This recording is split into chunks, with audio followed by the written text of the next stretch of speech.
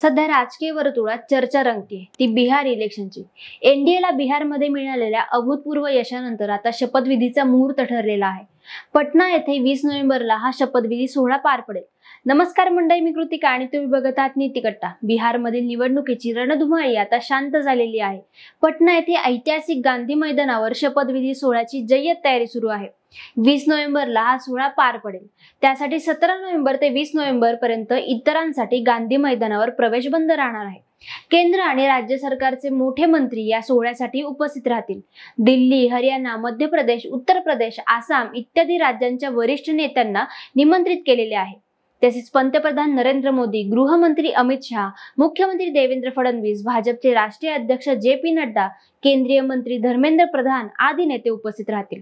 नव्या मंत्रिमंडळाच्या फॉर्म्युला निश्चित करून एनडीएने तयारी सुरू केलेली आहे। बीजेपी आणि जेडीयू या पक्षांमधील 16 मंत्र्यांना समाविष्ट केले जाईल। 6 आमदार आणि 1 मंत्री असेल। बिहारच्या मुख्यमंत्री पदाची सूत्रे पुन्हा एकदा नितीश कुमारांकडे सोपवण्याची दाट शक्यता आहे। त्यामुळे 10 वेळा मुख्यमंत्री होण्याचा मान पुन्हा एकदा नितीश कुमारांनाच मिळेल असा अंदाज आहे। अपेक्षेपेक्षा जास्त जागांवर एनडीएने यश मिळवलेले आहे। 202 जागा एनडीएला, बीजेपीने एकूण 90 जागा पटकावलेल्या आहेत। जेडीयूला 85 जागा, एलपीजीला 19 आणि इतर सहकारी पक्षांना 9 जागा मिळाल्या आहेत।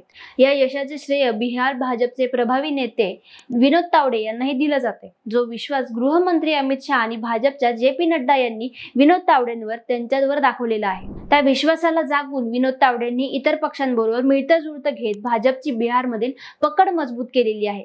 अर्थात काय तर बिहारची जनता नितीश कुमारांना मानतेच, यात दुमत नाही। पण महाराष्ट्रातून बिहारमध्ये जात पक्षाला मोठं करण्यात विनोद तावडेंचाही हात आहे।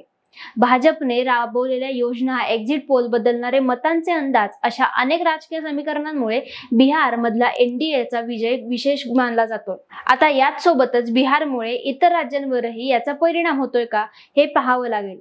इतर राज्यांमध्ये राजकीय गणित काय असतील आणि महाराष्ट्रात कुणाचं पारडं जड आहे हे बघणं महत्त्वाचं ठरेल।